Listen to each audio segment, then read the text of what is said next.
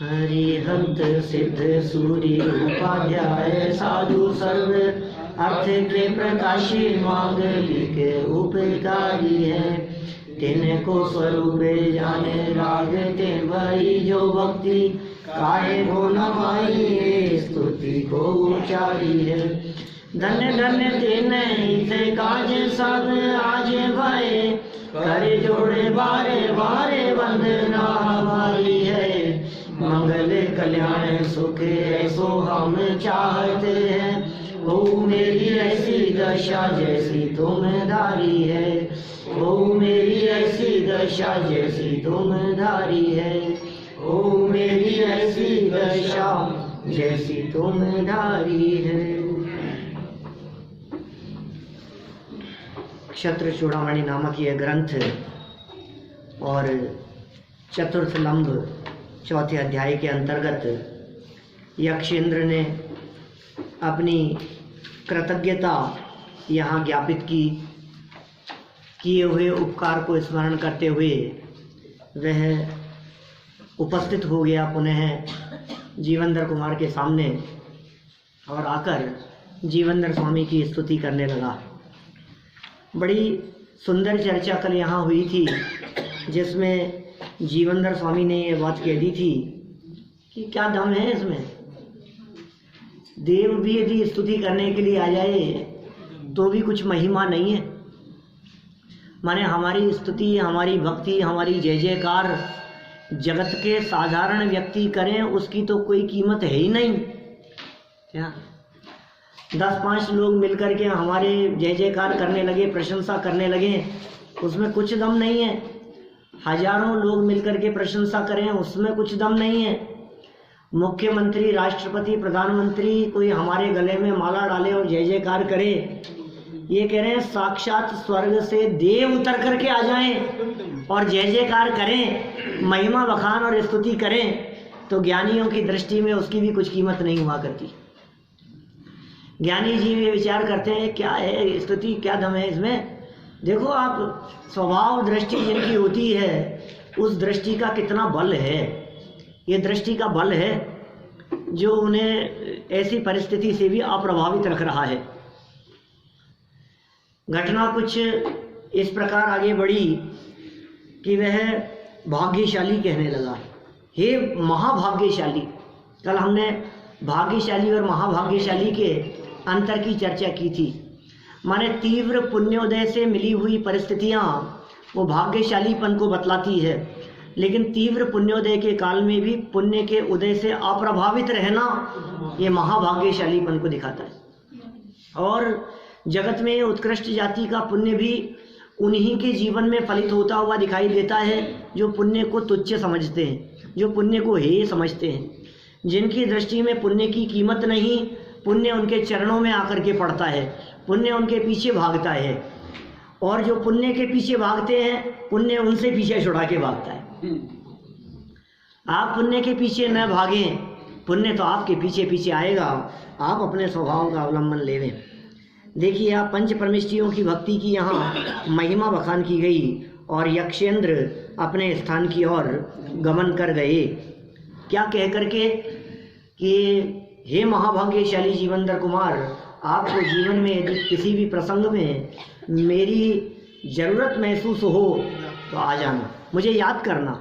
आप मुझे याद करेंगे मैं आपके सामने उपस्थित हो जाऊंगा। यक्षेंद्र अपने स्थान की ओर गमन। 15 नंबर का श्लोक शायद अपन ने पढ़ा नहीं था, नहीं पढ़ा ना। सार में चरे देवे तमाश्लिष्य मुहुर्मुहुः आप्रच्छय जगते तस्मिन्नत्र प्रस्तुत मुच्यते। जीवनधर कुमार को आलिंगन करके और बार बार पूछकर उस कुत्ते के जीव देव के चले जाने पर यहाँ जो वृत्तांत हुआ उसे कहते हैं। माने वो जीवनधर कुमार को वहाँ छोड़कर और वो जो देव चला गया, अब क्या घटना पीछे से घटी है सो बताते हैं। जीवनधर कुमार से भेंट करके तथा पुनः पुनः आज्ञा लेकर यक्षेंद्र के चले जाने के पश्चात वहाँ नदी पर ही जो अन्य घटनाएं घटी उसका वृत्तांत सुनिए एक नई उपकथा के माध्यम से। 8 नंबर की ये उपकथा है। 2 सखियों में चूर्ण की उन्मत्तता पर ईर्ष्या, उत्तमता पर, किसका चूर्ण उत्तम है, इस विषय पर दोनों में ईर्ष्या होने लगी, झगड़ा विवाद। आपको ध्यान आ रही है कि कुछ बातें नहीं ध्यान आ रही? भूल गए? 4-6 महीने हो गए, लगभग 5-6 महीने पुरानी बात हो गई। जब हमने पहले ये पूरा का पूरा इसका सारांश सुना दिया था ना, उस समय ये घटना का उल्लेख आया था उसमें भी। चलो, चूर्णार्थम सुरमंजर्याः स्पर्धाभूत गुणमालया एकार्थ स्पृहया स्पर्धा न वर्धेतात्र कस्य वा। चूर्ण के लिए सुरमंजरी की ईर्ष्या गुणमाला के साथ हुई। 2 लड़कियां हैं वहाँ, 2 सखियां हैं, सहेलियां हैं। एक का नाम है सुरमंजरी, दूसरे का नाम है गुणमाला। अत्र नीति है, निश्चय से इस संसार में एक ही पदार्थ की इच्छा करने से किसके ईर्ष्या नहीं बढ़ती है? दोनों के पास में एक ही पदार्थ एक हो और व्यक्ति हो 2, तो चाहने वाले 2 हो तो वो ईर्ष्या करने लगते हैं। या फिर समझ लो आपके पुत्र और इनके पुत्र और दोनों बराबर हों तो किसकी ईर्ष्या नहीं होती है? दोनों के एक समान स्थिति दिखने पर सहजी ईर्ष्या भाव होना स्वाभाविक नजर आता है। आपके यहाँ बहू आई और पड़ोस में भी बहू आई, तो अब आप दोनों को देख करके कि ये हमारी अच्छी है कि इनकी अच्छी है कि वो, ये ऐसे ईर्ष्या चलती रहती है। दो के यदि 7 पुत्र जन्म हुआ तो हम उन बच्चों को देख करके, बराबर वालों को देख करके सहजी ईर्ष्या का भाव। लेकिन 2 ये नीतिकारों की नीति कह रहे हैं भाई, निश्चय से, माने ऐसा होता ही है जगत में, ये जगत का स्वरूप ही इसी प्रकार का है। निश्चय से इस संसार में एक ही पदार्थ की इच्छा करने से किसके ईर्ष्या नहीं बढ़ती है? अर्थात सबके यही इच्छा होती है कि मैं ही इस पदार्थ को ले लूं, अर्थात मेरी वस्तु ही दूसरे की वस्तु से उत्तम है। माने अपनी चीज को श्रेष्ठ बताना, ऐसा सहज ही होता है। अभी जगत में समझ लो आप ऐसा हो, 2 जने मिलकर के किसी चीज को खरीदने के लिए जाएं, दोनों मित्र ही हैं, भले ही दोनों मित्र हैं, दुकान पर चढ़े और वो चीज बहुत अच्छी दिखी, उसने दिखाई, पीस एक ही है। अब दोनों में ऐसा होता है कि ये मैं ही ले लेता हूँ, मेरे को मिल जाए, ये मना कर दे। दूसरा सोचता है ये मना कर दे तो मैं ही ले लूँ। उस उत्तम पदार्थ को प्राप्त करने की इच्छा और दूसरा न ले लेवे, इस बात की ईर्ष्या, या दूसरे ने ले ली है तो उससे जलन, इसके चलेगी, मेरी बहुत इच्छा थी इसको लेने की, ऐसा सहज होता है। हाँ, कुलभूषण देशभूषण दोनों मनराजों की चर्चा सुनिए।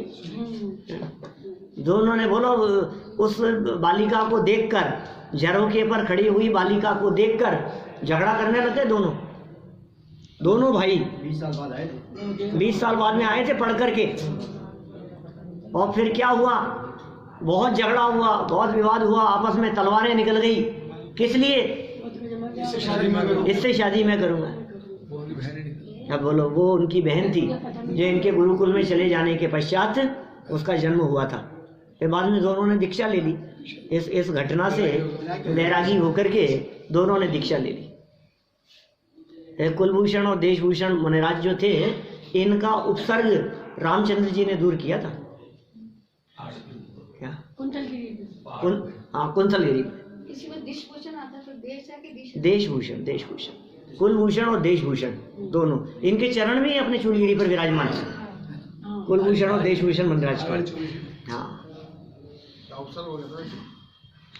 जो भी था वो तो देवकृत ऐसा तो उपद्रव और इस तरह का, इसका नाटक दिखाया था उसने अपने यहाँ टोडरमल स्मारक में। बहुत पुरानी बात है, कोई 22-25 साल पुरानी बात होगी। डीपी कौशिक ने। हाँ, पहले बहुत चलते थे। माने ये बात होगी कोई 25 साल से या 30 साल पुरानी घटना होगी कम से कम। वो तो मर ही गया खुद ही, बहुत साल हो गए। तो यही दृश्य उसने पूरा यहाँ प्रदर्शित किया था मंच पर।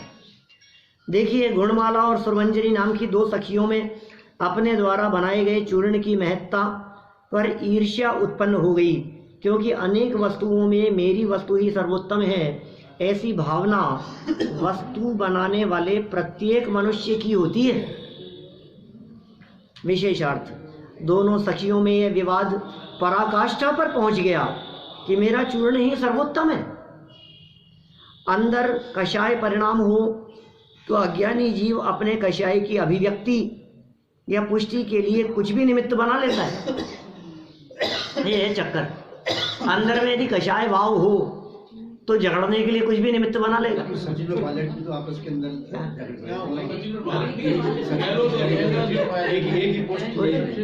माने अंदर में यदि तीव्र कषाय भाव हो, मान लो अब बाहर में कोई भी छोटा सा निमित्त बने और वो झगड़े का कारण बन जाता है।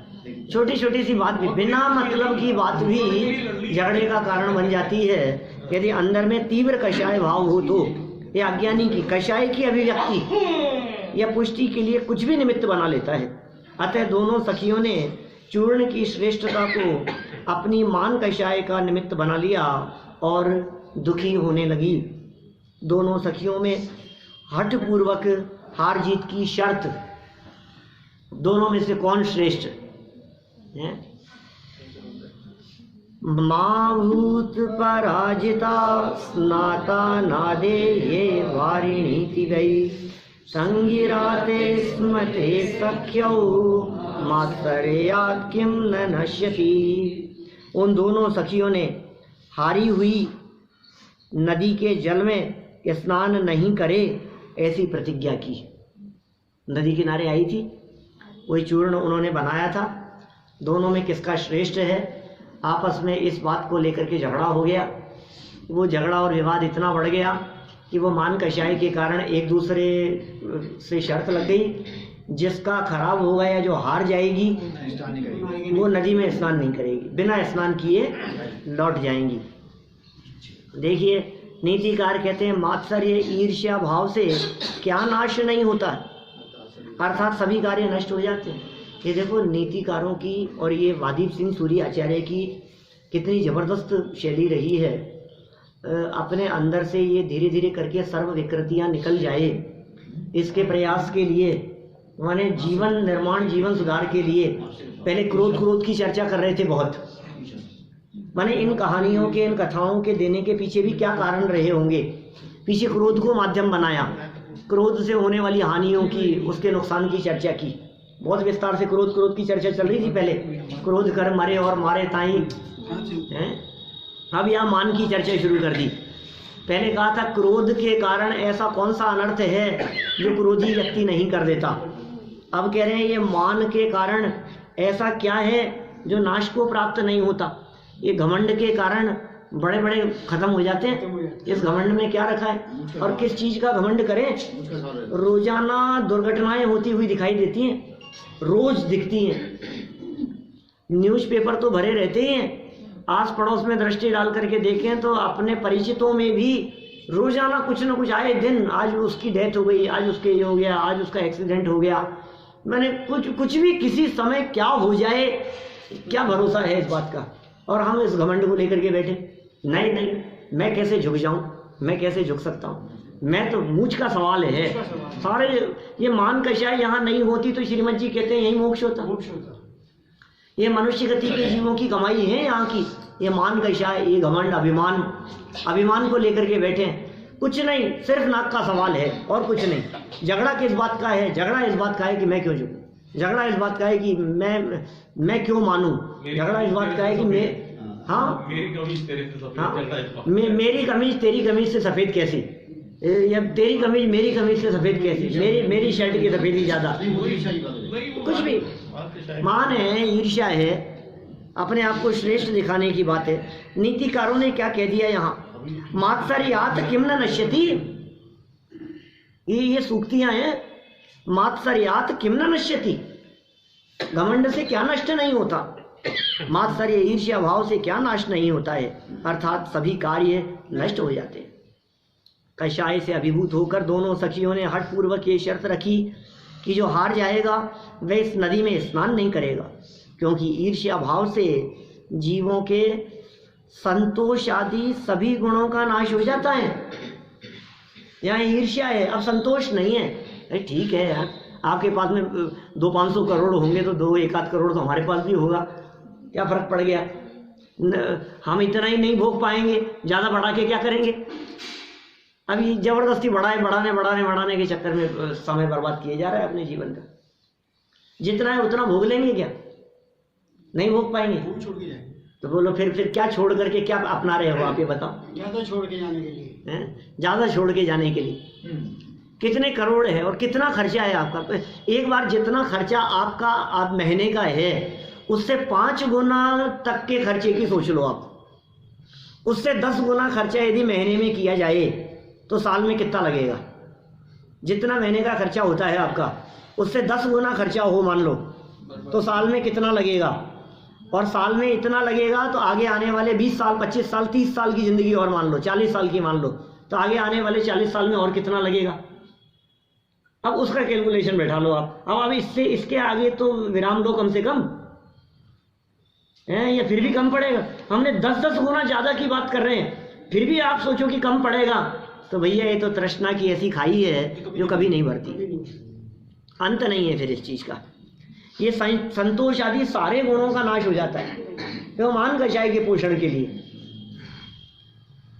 गुणमाला और सुरमंजरी ने चूर्ण की श्रेष्ठता का निर्णय कराने का निश्चय किया। अब किससे निर्णय कराए? अब वे अपने अपने चूर्ण की परीक्षा कराएंगी। जिसका चूर्ण श्रेष्ठ नहीं है ऐसा निर्णय होगा वह हारी हुई मानी जाएगी तथा नदी में स्नान भी नहीं करेगी। ऐसी दोनों ने हठ पूर्वक प्रतिज्ञा कर ली, शर्त लगा दी उन्होंने, कंडीशन रख दी ऐसी। चूर्ण की परीक्षा के लिए भेजा जाना, चूर्ण को परीक्षा के लिए भेजा जाना। कन्ये प्राहिणुतां पश्चात् चेटयौ स्वे निकटे सतान् कुत्सितं कर्म किं वा मत्सरेभ्यो न रोचते। फिर दोनों कन्याओं ने अपनी अपनी दासियों को चूर्ण की परीक्षा करने वाले सज्जन पुरुषों के समीप भेजा। ये दासियों ने दोनों मतलब दोनों उत्तम कुल से थी, उच्च कुल से दासियां थी उनके साथ में। निश्चय से मत्सर करने वाले जीव को कौन कौन से खोटे कार्य नहीं रुचते हैं, अर्थात सभी खोटे कार्य रुचते हैं। तदनंतर दोनों सखियों ने अपनी अपनी दासियों द्वारा परीक्षक विद्वानों के पास चूर्ण परीक्षार्थ भेजा, क्योंकि ईर्ष्या करने वालों को सभी प्रकार के खोटे कार्य अच्छे लगते हैं। चूर्ण का परीक्षार्थ आना। अस्थिशातामथागत्य चेतयो जीवक विधे अनवद्या सती विद्या लोके किम न प्रकाशते। तदनंतर वे दोनों दासियां बुद्धिमान जीवंदर कुमार के समीप आकर ठहर गई। ये दोनों जीवंदर कुमार के पास में आ गई। अब सबसे परीक्षण करा रही थी और वो दासियां पहुंचते पहुंचते कहाँ तक पहुंच गई? जीवंदर कुमार। बुद्धिमान थे जीवंदर कुमार। निश्चय से लोक में संसार में समीचीन निर्दोष विद्या किस बात को प्रकाशित नहीं करती है, अर्थात उत्तम विद्या से सभी बातों का सही निर्णय हो जाता है। माने जीवंदर कुमार बुद्धिमान थे ना, बहुत विद्या थी उनके पास में, किस बात का निर्णय नहीं कर पाएंगे वे, अपनी बुद्धि से सही गलत का निर्णय तो कर लेंगे। अंत में दोनों सखियों की दासियां विद्वान जीवंदर कुमार के पास अपने अपने चूर्ण की परीक्षा कराने आई, क्योंकि उत्तम और पूर्ण विद्या जगत के सभी पदार्थों को जानती है। जीवंदर कुमार सभी निर्दोष विद्याओं के धनी हैं, अतः चूर्ण की परीक्षा के लिए दासियों का उनके पास आना स्वाभाविक ही है, क्योंकि निर्दोष और पूर्ण विद्या से ही पदार्थों का यथार्थ निर्णय होता है जो जीवंदर कुमार के पास है। इसीलिए दोनों दासियां अनेक विद्वानों से परीक्षण कराते हुए जीवंदर कुमार के पास उपस्थित हुई और उनसे चूर्ण की परीक्षा का निवेदन करने लगी। देखो बहुतों से ये भी हो सकता है बहुतों से उस चूर्ण की उत्तमता का परीक्षण कराने का प्रयास कर रही थी, लेकिन कोई उनको परफेक्ट जवाब नहीं दे पाया। ऐसा भी तो हो सकता है ना। आपको हमने 2 कपड़े दिखाए, इन दोनों में से कौन सा अच्छा है, अब आपने हाथ में लेकर के बतलाया, बोले कौन से की क्वालिटी अच्छी है, तो आप कहोगे यार अब ये भी अच्छा लग रहा है, ये भी पता नहीं है, दोनों में से हम तो नहीं निर्णय कर पा रहे। तो ऐसे बहुत लोगों से उन्होंने पूछा, कहीं कोई संतोषजनक जवाब नहीं मिला। अब मिल गए सामने एक ऐसे सज्जन जो सर्व कलाओं में निपुण हैं, सारी विद्याओं के ज्ञाता हैं, ये जीवंदर कुमार। उनसे निवेदन करने लगी। जीवंदर कुमार का गुणवान चूर्ण का निर्णय, जीवंदर कुमार का निर्णय, गुणवद गुणमालायाशु चूर्णम निर्वर्ण्य सौभ्यधात पांडित्यम ही पदार्थानाम गुण दोष विनिश्चयः। उन जीवंदर कुमार ने गुणमाला के चूर्ण की परीक्षा कर उसे गुणवान बताया। क्या गुणमाला जो थी उसका जो चूर्ण उसे अच्छा बताया। अत्र नीति है, निश्चय से पदार्थों के गुण और दोष का निश्चय करना ही पांडित्य है। माने विद्वत्ता किसका नाम है, पहले विद्वान की परिभाषा बतलाई थी, यहाँ पांडित्य की बतला रहे हैं। शब्द एक जैसे दिखते हैं। गुण और दोष की परीक्षा, गुण और दोष का यथार्थ निर्णय, ये पांडित्य का लक्षण है। जीवंदर कुमार ने दोनों के चूर्णों का सूक्ष्मता से परीक्षण किया और उपयोगिता की दृष्टि से गुणमाला के चूर्ण को उत्तम बताया। वास्तव में पदार्थों के गुण और दोषों का निर्णय करना ही विद्वत्ता है, पांडित्य है। वस्तुओं के वस्तुगत गुण दोषों के आधार पर निष्पक्ष और यथार्थ निर्णय करना ही पांडित्य है। जीवंदर कुमार अनेक विद्याओं में निपुण तो थे ही, अतः उन्होंने गुणमाला के चूर्ण को ही कालोचित, सगुण और उत्तम बताया। कालोचित मतलब इस काल में ये उचित है, इस काल में, इस मौसम में, इस समय में ये चीज़ ज़्यादा उपयोगी प्रतीत होगी, लोगों के लिए ज़्यादा गुणकारी होगा। जैसे ही उन्होंने गुणमाला के चूर्ण को उत्तम बताया, सुरमंजरी की दासी का क्रोध, वो क्रोधित हो गई। चेटी तु सुरमंजर्या तत् श्रुत्वा रोषणाब्रवीत अन्यैरप्युक्त मुक्तं तये किम यश्च भवानिति। किंतु सुरमंजरी की दासी ने यह बात सुनकर क्रोधित होते हुए दूसरों से कहा हुआ ही आपने कहा क्या, उनके साथ आपने पढ़ा है, इस प्रकार बोली। या ये भी हो सकता है पूर्व में भी 1-2 व्यक्ति गुणमाला के चूर्ण को उत्तम बता चुके होंगे, ऐसा भी संभव है। तो बोले आप भी उन्हीं मूर्खों के साथ पढ़े हो क्या, आपने वही शिक्षा प्राप्त की है क्या। मैंने बकने लगी कुछ भी उटपटांग, दासी थी। गुणमाला के चूर्ण की श्रेष्ठता सुनकर सुरमंजरी की दासी क्रोधित होकर जीवंदर कुमार से कहने लगी, दूसरे विद्वानों का कहा हुआ निर्णय ही आपने बताया है, क्या आप सब एक ही गुरु के चेले हैं? एक ही थैली के चट्टे बट्टे। विशेषार्थ, पक्षपाती जीव को यथार्थ निर्णय नहीं रुचता है। तो बोलो क्या करें, जिनकी होनहार खूटी होती है, जो कशाई होते हैं या जिनकी अधोगति होनी होती है, उन जीवों को ये यथार्थ निर्णय रुचता नहीं है, क्योंकि पक्षपात के कारण जीव अंधा हो जाता है। यहाँ सुरमंजरी की दासी को जीवंदर कुमार का निर्णय पक्षपात पूर्ण लगा, अतः उसे क्रोध आना स्वाभाविक ही है। तो गुस्सा आएगा ही उसको, तो उसको ऐसा लगा कि ये पक्षपात पूर्ण निर्णय हो रहा है, क्रोध करने लगी। गुणमाला के चूर्ण की श्रेष्ठता सिद्ध होना। चूर्णयोर्लिभि स्वामी गुणदोषावसादयत् निर्विवाद विधिनो चेन्नई पुण्यं नाम किम भवेत। फिर जीवंदर कुमार ने गुणमाला और सुरमंजरी के चूर्णों के गुण और दोषों का निर्णय भ्रमरों के द्वारा सिद्ध किया। क्या भंवरों के द्वारा उस चीज को सिद्ध किया। अरे कैसे भंवरे भी जो हैं, भ्रमर, हाँ भ्रमर, भ्रमर माने तो भंवरे ही होते हैं। हाँ भ्रमर माने भंवरे, भ्रमरों के माध्यम से, भंवरों के माध्यम से, क्योंकि भंवरे जो होते हैं वे खुशबू सुगंध पर, पुष्पों की सुगंध पर आकर के बैठते हैं, तो उनके माध्यम से उन्होंने ये परीक्षण कराया। देखिए क्या, यदि विवाद रहित युक्ति ना हो तो फिर चतुराई ही क्या कहलाई।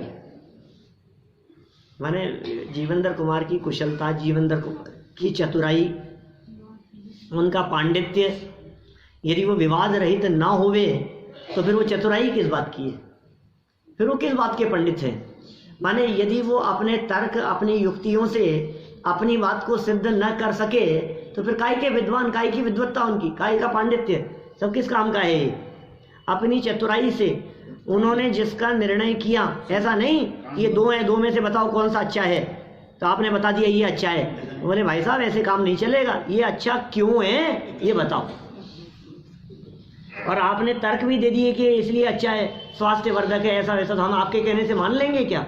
आप सिद्ध करो कि ये स्वास्थ्यवर्धक कैसे है, आप सिद्ध करो। आप दो कपड़े आपको दिखाए, आपने कहा कि ये अच्छा है, ये बहुत चलेगा, ये कपड़ा ऐसा है, इससे ऐसा होगा, इसको पहनने से आपको अच्छा फील आएगा, तो ये कैसे कह दिया आपने, अभी कैसे कह रहे हो आप।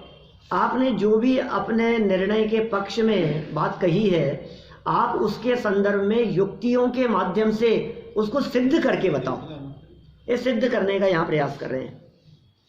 देखो क्या कहा, जीवेंद्र कुमार ने गुणमाला और सुरमंजरी के चूर्णों के गुण दोषों का निर्णय भ्रमरों द्वारा सिद्ध किया। विवादग्रस्त वस्तु को निर्विवाद युक्ति द्वारा सिद्ध कर देना ही निपुणता है। विवादग्रस्त बात थी, उसको निर्विवाद सिद्ध कर दो उसको। अभी गुजरात टीवी पर भारती जी का इंटरव्यू आया था, अभी 2-3 दिन पहले टीवी पर, तो वहाँ उनका इंटरव्यू आया, तो वहाँ वर्तमानकालीन मुद्दों के ऊपर उनसे प्रश्न किए गए।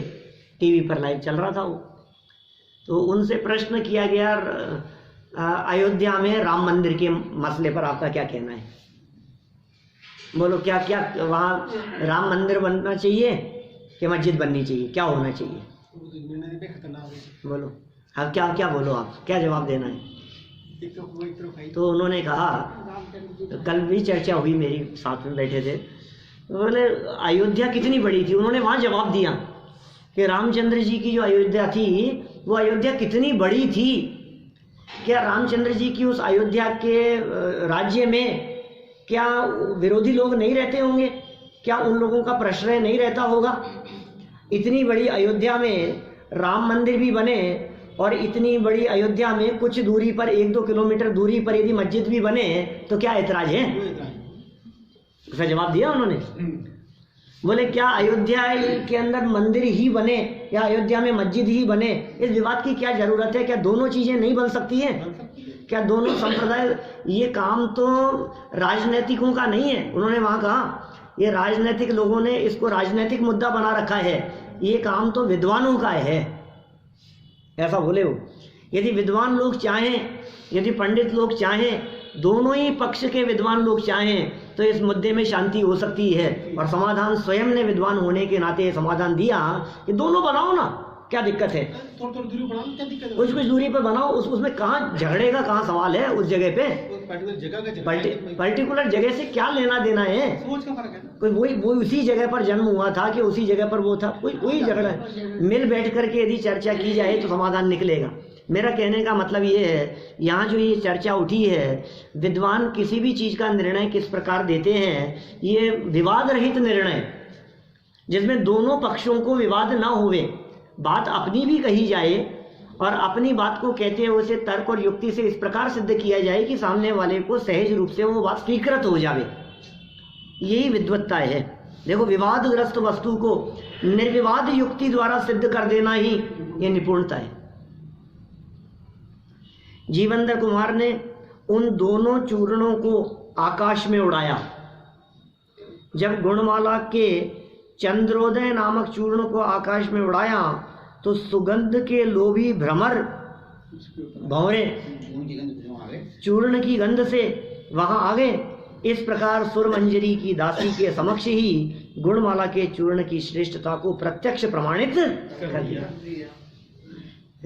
चूर्ण को उड़ाया तो चूर्ण को उड़ते हुए, हवा में उड़ते हुए देखकर दुनिया न मालूम कहां से बहुत सारे भंवरे आकर एकत्रित हो गए, इकट्ठे हो गए वहां। सुरमंजरी का चूर्ण सदोष आकालिकतया दुष्टम चूर्णमन्यदवर्णयत् नैय कालकृतं कर्म कार्य निष्पादन क्षमम। जीवेंद्र कुमार ने सुरमंजरी के चूर्ण को असमय में बनाए जाने से दूषित बताया, अर्थात सुरमंजरी का चूर्ण वसंत ऋतु के लिए प्रतिकूल था, इसलिए उसमें सुगंध न होने से उस पर कोई भंवरा नहीं आया। देखो, दो तरह की बात यहाँ कह दी है।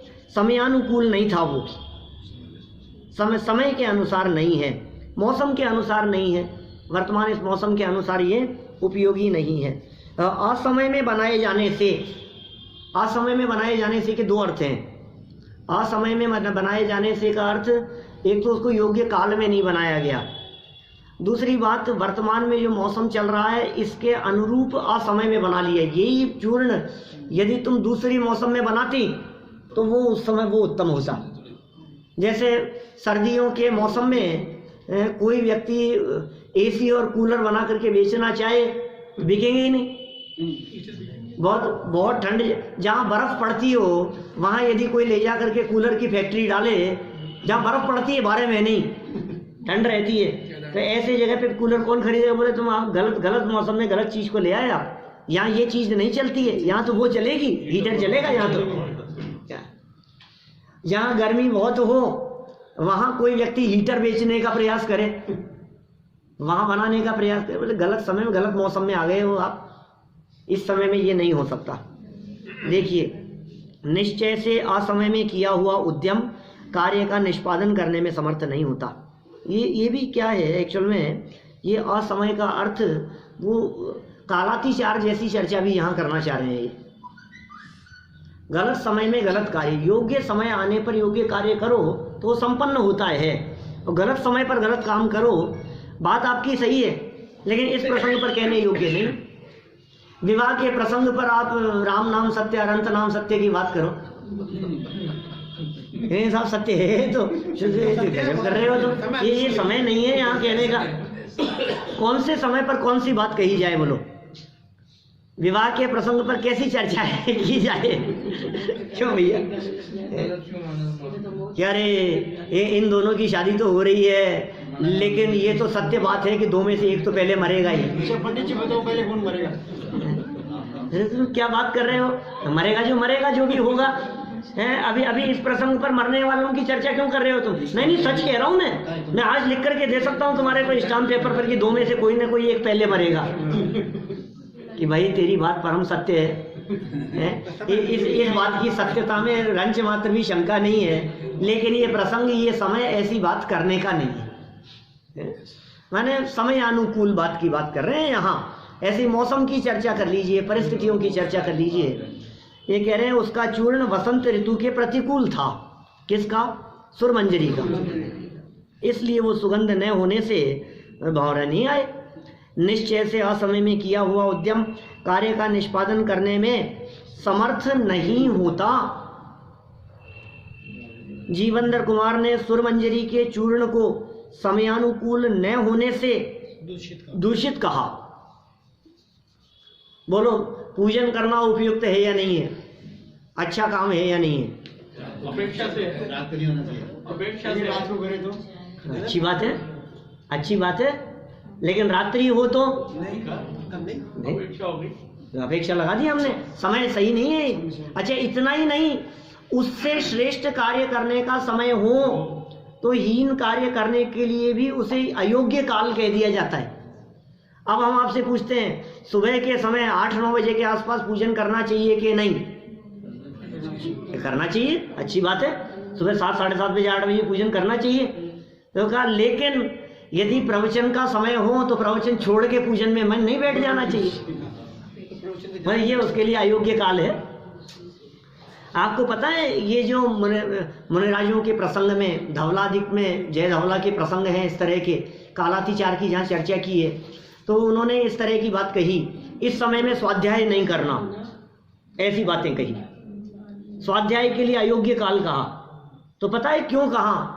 उस काल को अयोग्य इसलिए कहा कि बोले ये दिव्य ध्वनि का काल है, इधर भगवान की दिव्य ध्वनि गिर रही है और तुम अपना ग्रंथ लेकर के स्वाध्याय के लिए बैठे हो, बोले योग्य काल नहीं है, इस समय नहीं चलेगा ये।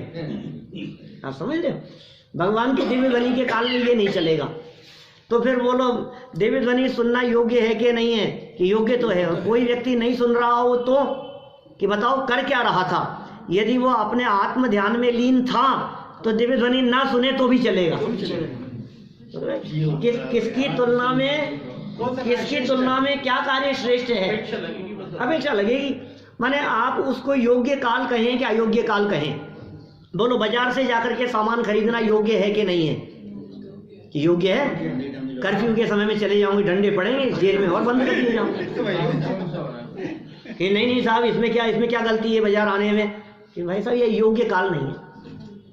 तो योग्य काल में योग्य कार्य किए जाने की बात ये यहाँ कह रहे हैं, ये शिक्षा प्रदान कर रहे हैं इस तरह की। यहाँ पर देखो नीतिकारों की नीति बतला दी। असमय में किया हुआ उद्यम, गलत समय में किया गया कार्य, असमय में किया गया उद्यम कार्य का निष्पादन करने में समर्थ नहीं होता। अब ये इसमें बहुत तरह की नीतिकारों की नीति है, इसका मतलब ये 50 जगह पर लागू होगी, दुनिया के सब प्रसंगों में लगाओ आप इसको। गलत समय पर किया गया उद्यम कार्य करने में समर्थ नहीं होगा। जैसे समझ लीजिए गलत समय पर खोल दिया गया प्रेशर कुकर, वो आपको दाल पकी हुई नहीं मिलेगी गलत समय पर किया गया उद्यम हो गया ना। 5-10 साल का बच्चा और आप उसके हाथ में बाइक दे दो तो क्या करेगा? कि वो नहीं चला पाएगा, वो गिर जाएगा, हड्डी टूट जाएगी उसकी। असमय में किया गया उद्यम कार्यकारी नहीं होता है। माने कौन से कार्य के लिए उद्यम कौन से समय पर किया जाए, कब समय पर किया जाए, कितना समय हो जाने पर आप उसमें पानी डालते हैं सब्जी में, कब पकाते हैं, कब उसको गैस बंद करते हैं, असमय में उद्यम नहीं चलेगा। योग्य काल आने पर, समय आने पर। असमय में किया गया उद्यम, अभी समझ लीजिए आप बालक का जन्म हुआ है और आप उसके लिए लड़की तलाश रहे हो तो असमय में किया गया उद्यम है, योग्य फल नहीं मिलेगा तुम्हारे को। आप समय आने पर देखना, समय आने पर करना। ये नहीं साहब कोई अच्छी जॉब हो तो बतलाओ, नौकरी के लिए कोई अच्छी जॉब, ये किसके लिए चाहिए? कि बच्चे के लिए चाहिए? कि कितना बड़ा है? कि अभी तो 6 महीने का है, अभी तो आज ही जन्मा है। ये क्या बात है? किसी भी चीज में लगा लो आप इस चीज को। समय आने पर जो कार्य किया जाना है उस कार्य के लिए प्रयत्न किया जाना चाहिए, समय अनुसार ही प्रयत्न होना चाहिए। अभी समझ लो आप इसी तरह से व्यवहार और निश्चय की चर्चाओं में लगाओ। व्यवहार नहीं के प्रसंग वो छोड़ने योग्य है या नहीं है? पुण्य छोड़ने योग्य है या नहीं है? शुभ भाव छोड़ने योग्य है या नहीं है? तो क्या इसको छोड़ने का उद्यम असमय में किया गया तो ये कह रहे हैं कार्य का निष्पादन करने में समर्थ नहीं होता। ये सब छोड़ने योग्य है ना, शुभ भाव तो छोड़ने योग्य है ना, पुण्य तो छोड़ने योग्य है ना, हम छोड़ देते हैं। असमय में किया गया उद्यम कार्य को निष्पन्न करने में समर्थ नहीं होता। बतलाओ फसलों में पानी दिया जाना चाहिए कि नहीं? असमय में किया गया कार्य संपन्न होने में सफल नहीं होगा। पक जाने के बाद में यदि बरसात होगी, असमय में किया गया उद्यम जैसी बात है। जो कितने मतलब चारों तरफ लगाओ इस चीज को। नीतिकार कह रहे हैं आप इसको दुनिया की हर जगह पर लगाओ इस चीज को। असमय में किया गया उद्यम वो कार्य को निष्पादन करने में सफल नहीं होता, समर्थ नहीं, कार्यकारी नहीं। जीवेंद्र कुमार ने स्वरमंजरी के चूर्ण को समयानुकूल न होने से दूषित कहा। समयानुकूल किया गया परिश्रम ही कार्यकारी होता है, असमय में किया गया बहुत परिश्रम भी व्यर्थ चला जाता है। बहुत परिश्रम किया आपने, बहुत परिश्रम किया, लेकिन असमय में किया, कुछ फल नहीं होगा, कुछ नतीजा निकलने वाला नहीं है इसका। और ये असमय में किए गए परिश्रम को वहां भी लगाओ, और मरणासन अवस्था के अंदर आपने खूब कोशिश की, अरे तो पहले ही ध्यान रख लेता, अब बिगड़ जाने पे आप क्या करेगा। स्वरमंजरी का चूर्ण वसंत ऋतु के अनुकूल न होने से भ्रमरों को आकर्षित न कर सका, अतः स्वरमंजरी का चूर्ण स्वयं ही निर्गुण सिद्ध हो गया। भ्रमरों के संबंध में पक्ष व्यामोह का प्रश्न ही नहीं उठाया जा सकता। अब भौरों के बारे में पक्ष व्यामोह कौन उठाएगा कि नहीं साहब भौरे तो इससे प्रभावित थे, ये बात चलने वाली नहीं दिखाई देती है। जीवेंद्र कुमार के निर्णय की सर्वत्र ही प्रशंसा हुई। ये चर्चा हम कल आगामी श्लोक के माध्यम से पढ़ेंगे। अभी की बात इसी आधार पर हम पूर्ण करते हैं, इसी नीति को लक्ष्य में रखते हुए कि योग्य समय पर योग्य कार्य कर लेना ही उपयुक्त है। नमः भगवान।